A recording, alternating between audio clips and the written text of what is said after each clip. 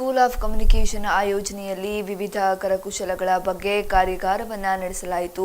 ವಿವಿಧ ಸಂಪನ್ಮೂಲ ವ್ಯಕ್ತಿಗಳು ಪ್ರಾತ್ಯಕ್ಷಿತೆಯನ್ನ ನಡೆಸುವ ಮೂಲಕ ಮಾಹಿತಿಯನ್ನ ನೀಡಿದರು. ಉಪಯೋಗಿಸಿದ ಅನುಪಯುಕ್ತ ವಸ್ತುಗಳಿಂದ ಮಕ್ಕಳ ಆಟಿಕೆಗಳನ್ನು ರಚಿಸುವುದನ್ನ ಪಲ್ಲವಿ ಬೆಹೆರಾ ಮಕ್ಕಳಿಗೆ ಕಲಿಸಿಕೊಟ್ಟರು. ನಾವು ಉಪಯೋಗಿಸಿದ ಅನುಪಯುಕ್ತ ವಸ್ತುಗಳನ್ನು ಪೇಂಟಿಂಗ್ ಹಾಗೂ ಕಟ್ಟಿಂಗ್ ಮೂಲಕ ಅಲಂಕಾರಿಕ ವಸ್ತುಗಳು, ಗೃಹ ಉಪಯೋಗಿ ವಸ್ತುಗಳು ಮತ್ತು ಮಕ್ಕಳ ಆಟಿಕೆಗಳ ಮೂಲಕ ತಯಾರಿಸಬಹುದು. ಈ ಮೂಲಕ ಕಸದಿಂದ ರಸ ಮಾಡುವ ಮೂಲಕ ಘನ ತ್ಯಾಜ್ಯವನ್ನ ಕಡಿಮೆ ಮಾಡಬಹುದು ಎಂದು ಮಾಹಿತಿಯನ್ನ ನೀಡಿದರು.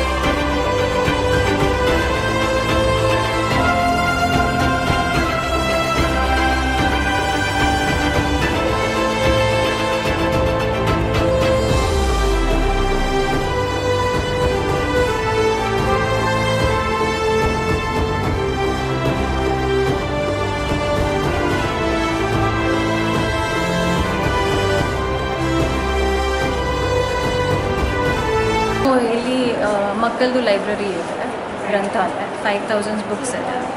ಅಲ್ಲಿ ನಾನು ಎಲ್ಲ ದಿಸ್ ಹೋಲ್ ಸೆಟಪ್ ಅಪ್ಸೈಕಲ್ಲೇ ಮಾಡಿದ್ದೆ. That is reuse of old stuffs. ಅದು ಯೂಸ್ ಮಾಡಿ ಫುಲ್ ಬುಕ್ ಶೆಲ್ಫ್ ಎಲ್ಲ ಮಾಡಿದ್ದೇನೆ.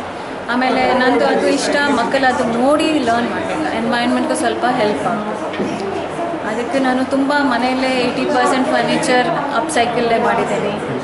ಆಮೇಲೆ ಇವಾಗ ತುಂಬ ಪ್ರಾಜೆಕ್ಟ್ ಬರ್ತಾ ಇದೆ ಅಪ್ಸೈಕಲ್ ನೋಡಿ, ಜಂಕ್ಲೆ ಎಲ್ಲ ಮಾಡಿ, ಟ್ರ್ಯಾಶ್ಲೆ ಎಲ್ಲ ಮಾಡಿ, ಅದು ಸ್ವಲ್ಪ ಹೆಲ್ಪ್ ಎನ್ವೈರ್ಮೆಂಟ್ಗೆ, ಅದು ನಂದು ಇಷ್ಟ.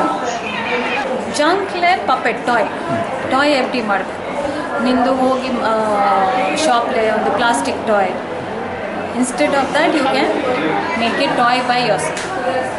Finger puppets, by Colgate boxes, match boxes, plastic bottle covers, ಅದು ಯೂಸ್ ಮಾಡಿ ಟಾಯ್ ಮಾಡಿ.